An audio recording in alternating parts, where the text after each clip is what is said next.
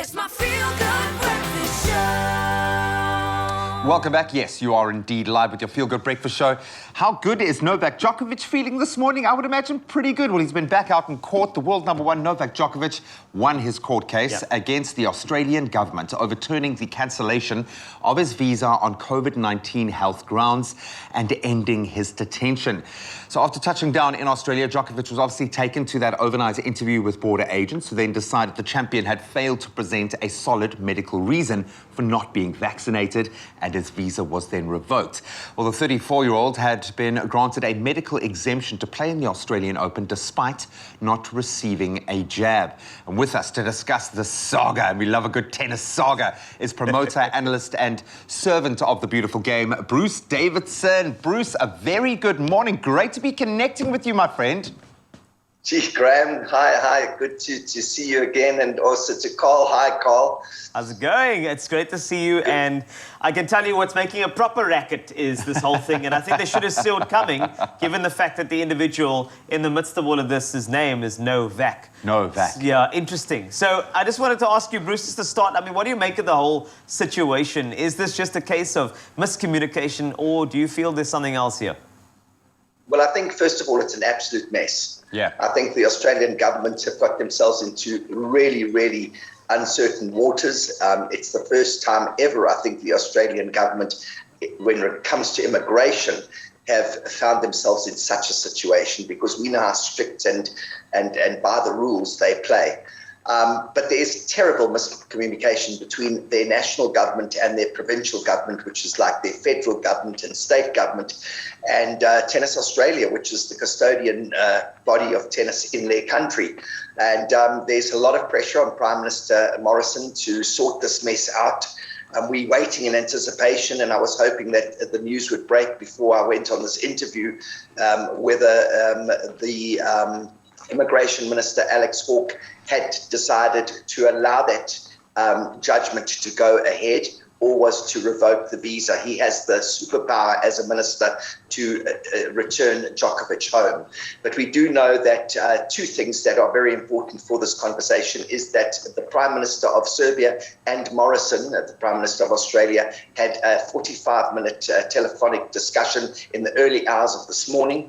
We also know that Djokovic had two 90-minute sessions. He had a 10-kilometer run in Albert Park with heavy security, and he's been in the gym. So things are all happening. Djokovic is focused on playing in the Australian Open, but we just hope that there isn't a turn of events with the immigration minister deciding to revoke that visa and go against the judgment decision. This is a difficult one. Yeah. Damned if you do, damned if you don't. We know that the vaccinations, that concept in itself has been a powder keg within Australia. So we get the political influence. We've seen it with COVID throughout the time. But is there a right decision here in this mess? What is the ideal that you say you are waiting for that announcement this morning? What needs to be said? And how much damage do you think this is doing to Novak's chances within the Australian Open, being kept within this uncertainty?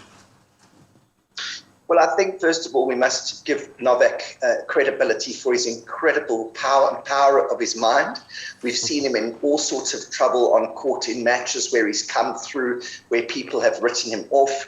He is a very strong person, and his mind is probably 70% of the success of his tennis.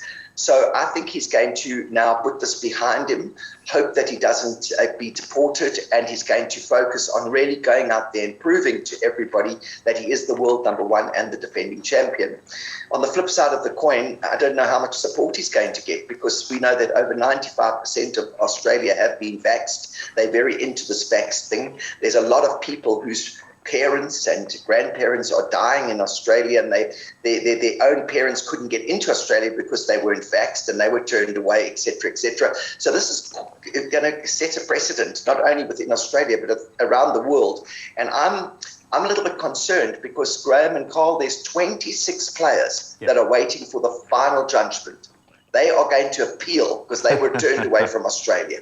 Now, this is going to be a big problem, because those players, they might not be world number one, they might not be world top 10, but they were qualified to play in the Australian Open, and they were all told they couldn't play. So there's going to be a little bit of drama in the next 48 hours. It's a saga. It is indeed. It's a saga. This we is love the drama. a saga, man. So, as you know, sands to the hourglass, so are the days of our tennis.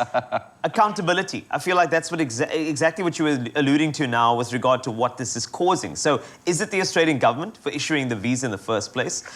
Is it Tennis Australia for maybe not communicating properly? I mean, in your humble opinion... Is it Novak for not getting a vaccination? You see, there are so many cue points here. In your opinion, Bruce, what are we looking at in terms of fault? Let's go back 9 months. I attended a press conference with Prime Minister Morrison. He made it very clear, no player, no official could enter Australia unless they were double vaxxed. The only loophole he put in his statement was if they could get a medical exemption, which would be extremely difficult, they would be considered as being allowed to come into the country.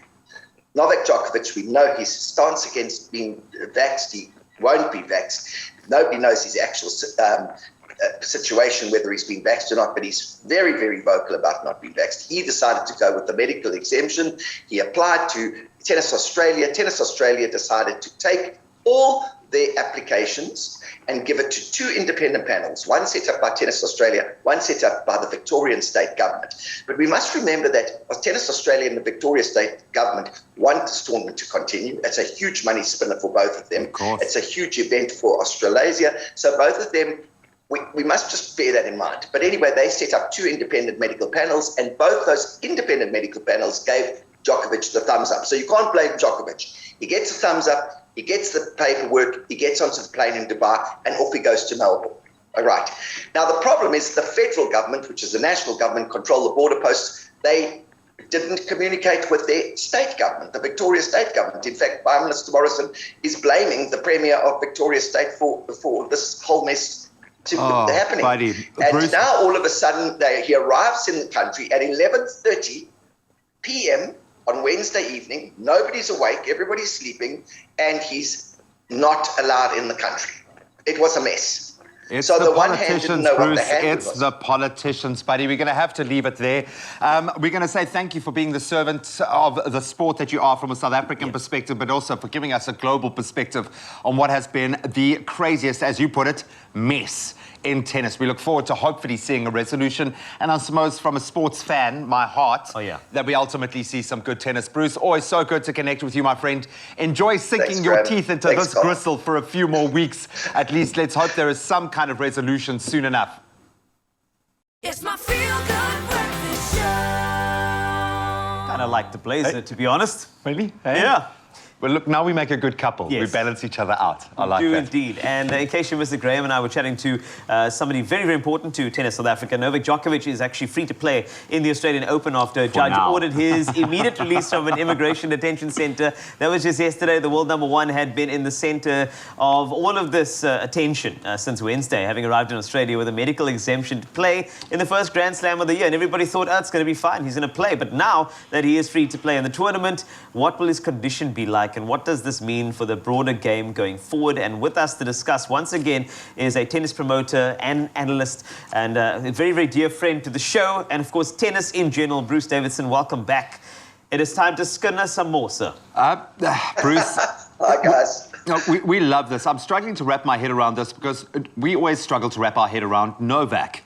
Okay, so we touched on his mental health going into this, and you've said that he is about 60-70% all mental. His mental game is strong. So we expect he'll be able to bounce back from this. How much of an effect is all of this having on our tennis stars? Is this something that they can just roll with the punches, all of these crazy conditions as they travel, staying in bubbles? We've heard about COVID fatigue kicking in, bubble fatigue, biodome fatigue kicking in. What does it mean for the tournament, do you think, to have the number one tennis player in the world going through this before the game? Because we need him. You want surely the number one playing at his best in the first Grand Slam of the year. Guys, I think that it's a very good question, number one, because this COVID situation and the whole virus impact on sport has been more prevalent than most people would think. I've been traveling a lot with international tennis players. I've been in and out of countries with them, and it's not easy. I can tell you right now, it is not easy.